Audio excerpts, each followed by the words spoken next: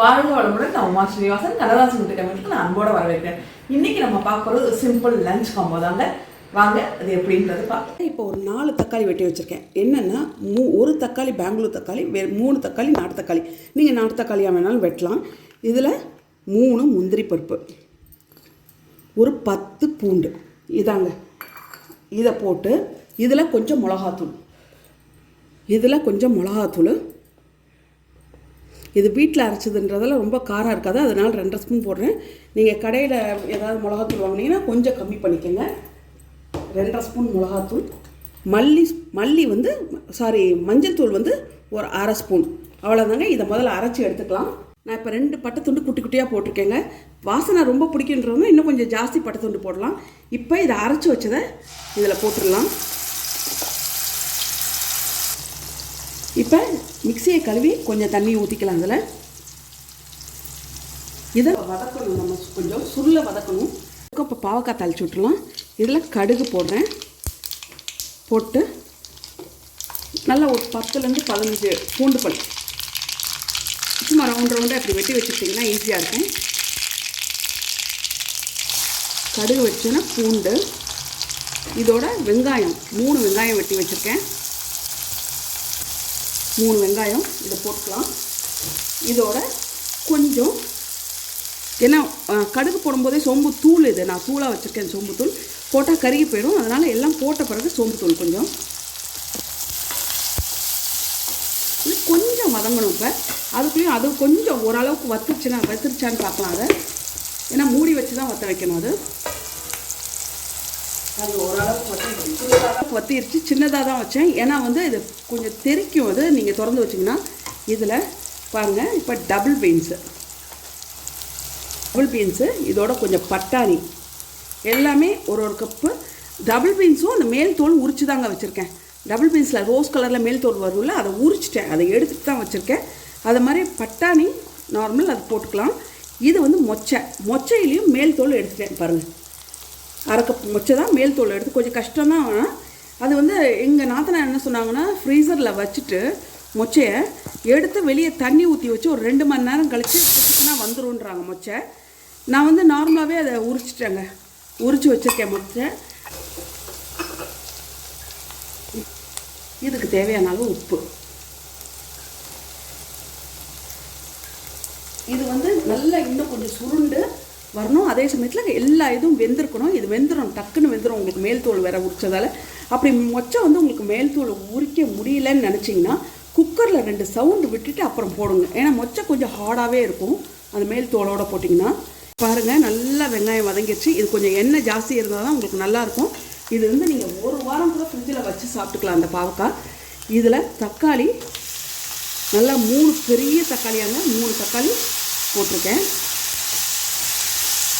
இவ்வளோ பொடியாலாம் வெட்டணும்னு அவசியம் இல்லை, கொஞ்சம் பெருசாகவே நீங்கள் வெட்டிக்கலாம். யார் வெட்டி வச்சா? என் பொண்ணு வெட்டி வச்சா. அதுக்கு வெறும் மிளகாத்தூள் தான் போடுறேன். நல்லா 2 ஸ்பூன் மிளகாத்தூள் போடுறேன். 3 ஸ்பூன் மிளகாத்தூள், சின்ன ஸ்பூன் தாங்க. 3 ஸ்பூன் மிளகாத்தூள், மஞ்சள்தூள் 1 ஸ்பூன். பாவக்காயை வந்து நீட்டு வாக்கில் வெட்டி வச்சுருக்கேங்க. என் பொண்ணு நீட்டு வாக்கில். இது வந்து மோரில் வச்சுருக்கோம் நாங்கள். 1 ஸ்பூன் தயிர் எடுத்துக்கிட்டிங்கன்னா போதும். நல்லா அதை அடிச்சுட்டு அதில் தண்ணி ஊற்றி அதில் பாவக்காயை போட்டு வச்சிங்கன்னா கொஞ்சம் கசப்பு எடுக்கும், ரொம்ப எடுக்காது, கொஞ்சம் கசப்பு எடுக்கும். ஆனால் நம்ம பண்ணுற பொரியல் நல்லாவே கசப்பு எடுத்து ரொம்ப நல்லாயிருக்கும் அந்த டேஸ்ட்டு. இன்னும் கொஞ்சம் கூட காரம் வேணுன்னா மிளகாத்தூள் போட்டுக்கலாம். நான் போட தான் போகிறேன் இதில் இன்னும் கொஞ்சம் மிளகாத்தூள். இப்போ பாவக்காய் புளிஞ்சு எடுத்து கொஞ்சம் இதில் போட்டுடலாம். ரொம்ப ஓவராக புளியணும்னு அவசியம் இல்லைங்க, சும்மா இப்படி எடுத்துகிட்டு போட்டால் போதும். 3 பாவக்காய்க்கு 3 வெங்காயம், 3 பெரிய தக்காளி போட்டிருக்கேன். தக்காளி சின்னதாக இருந்தால் நீங்கள் 5 கூட போட்டுக்கலாம் தக்காளி, ஏன்னா தக்காளி இதுக்கு ரொம்ப வேணும். இப்போ இதை சுருள விடணுங்க. இப்போ இதுக்கு தேவையான அளவு உப்பு போட்டுடலாம். இது கிண்டுறது மட்டும் ரொம்ப நேரம் ஆகுங்க. சுருள கிண்டணும். எனக்கு வந்து இந்த சட்டி தான் பழக்கப்பட்ட சட்டி, 30 வருஷம். எனக்கு ரொம்ப நல்லா பண்ண வரும் எல்லாமே, அதனால் இதில் தான் போடுவேன் சுருள கிண்டுறதா இருந்தால். இப்போ இது நல்லா சுருண்டுட்டுருக்கு, இன்னும் கொஞ்சம் சுருளணும். இது அப்படி சுருண்டுருச்சு பாருங்கள். இது வந்து 2 in 1ஆகவும் நீங்கள் வச்சுக்கலாங்க. இப்படி கூட நீங்கள் எடுத்து வச்சுக்கலாம். சாப்பாட்டுக்கு பொரியலாகவும் உங்களுக்கு ஆகும் இது.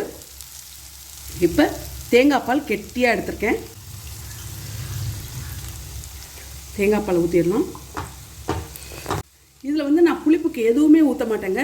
உங்களுக்கு தேவைன்னா நீங்கள் எலுமிச்சம்பழம் புளிஞ்சிக்கலாம். இப்போ இது ஒரு கொதி வரட்டும்.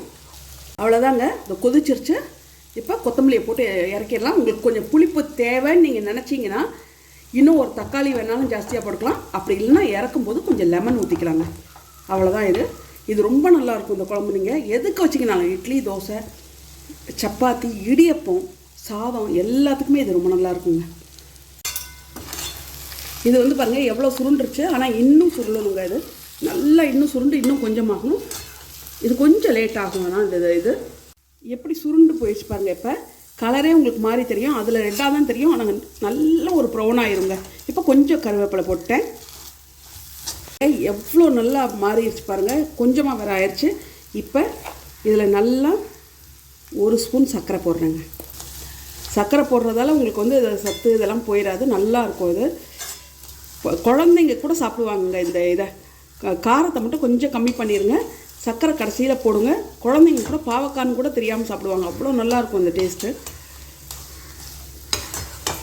அவ்வளோதாங்க.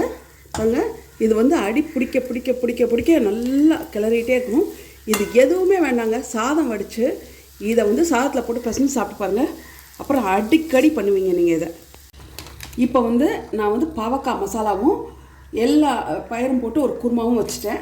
இப்போ ஒரு சாலட் இருக்குது. இது வந்து தாமரைப்பூ விதை, மக்கானான்னு சொல்லுவாங்க. இது மக்கானான்னு சொல்லுவாங்க. ஒரு 1.5 ஸ்பூன் தேங்காய் எண்ணெய் ஊற்றிருக்கேன். ரொம்ப இல்லை, இவ்வளோண்டு தேங்காய் எண்ணெய் ஊற்றி அதில் இந்த மக்கானாவை போட்டு கொஞ்சம் வறுத்து எடுத்துக்கலாம். மெத்துன்னு இருக்கிறது மொறுமொறுன்னு ஆயிரும். வாயில் போட்டிங்கன்னா மொறுன்னு இருக்குங்க. இதை இப்போ தனியாக கொட்டிடலாம். எண்ணெய் மறுபடியும் ஒரு 2 ஸ்பூன் குட்டி ஸ்பூனில் எண்ணெய் ஊற்றிருக்கேன். இதில் வெங்காயம், சாப்பாடப்போ ஒரு கப்பு இது மாதிரி ஏதாவது பண்ணி வச்சு சாப்பிட்டிங்கன்னா வெயிட் நல்லா குறைக்கலாம். இல்லை வெயிட் குறைக்கணும்னு நினைக்கிறவங்க இதை மட்டும் கூட சாப்பிட்லாம். ரொம்ப குறைக்கணும்னு நினைக்கிறவங்க இதை மட்டும் கூட சாப்பிட்லாம். இப்போ வெங்காயம் 2 நிமிஷம் வதங்கினோன்னே முட்டைக்கோசு, அப்புறம் இது வந்து சுடு தண்ணியில் போட்டு எடுத்து வச்சுருக்கேங்க. ப்ரொக்கோலி, அது அப்புறம் குடமிளகா கொஞ்சம், அப்புறம் கேரட்.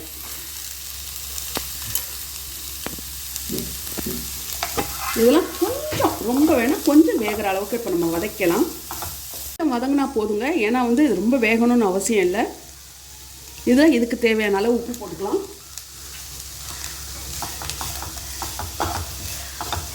இதோட சில்லி சாஸ் 1 ஸ்பூன்.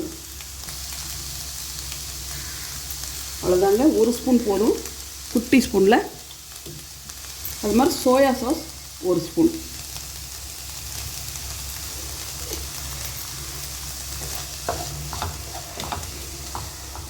ஒரு நல்ல ஃப்ளேவர் கொடுக்கும். அது நீங்கள் வந்து ரொம்ப ஊற்றுனீங்கன்னா கலர் மாற்றி விட்டுரும். இந்த கலரே இருக்காது. சோயா சாஸு, சில்லி சாஸ்லாம் ஜாஸ்தி ஊற்றினா கலர் மாறிடும். அவ்வளோதாங்க. இதில் பெப்பர் தூள் கொஞ்சம். நான் இப்போ ஒயிட் பெப்பர் போடுறேன். பிளாக் பெப்பர் இருந்தாலும் போட்டுக்கலாம். பெப்பர் தூள் கொஞ்சம் காரத்துக்கு. இதோட ஜீரகத்தூள் 1/2 ஸ்பூன்.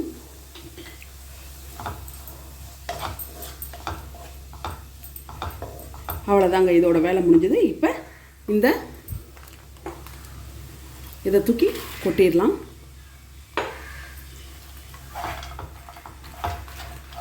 இது கொட்டினோன்னு எடுத்து சாப்பிட்டிங்கன்னா நல்லாயிருக்கும். அது மொறுமொறுப்பு இருக்கும். இந்த காய்கறி ரொம்ப நல்லாயிருக்கும் சாப்பிட்றதுக்கு. கொஞ்சம் லேட் ஆச்சுன்னா கொஞ்சம் மெத்துன்னு ஆயிரும்.